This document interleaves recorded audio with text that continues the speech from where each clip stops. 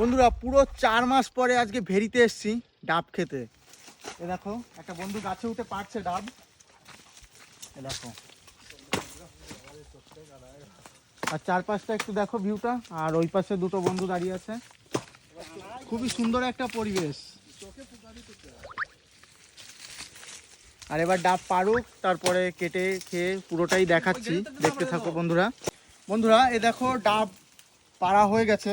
দেখো এটা এখন কেটে খেয়ে দেখাবো মিষ্টি কেমন। তো চলো দেখা যাক। বন্ধুরা এ দেখো ডাবটা এবার আমি কাটছি।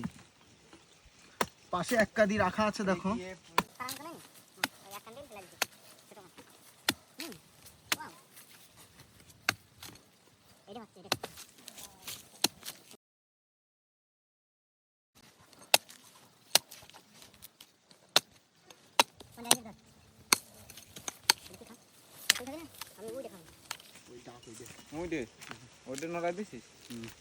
দেখো ভিতরে নারকেলও হয়ে গেছে হালকা।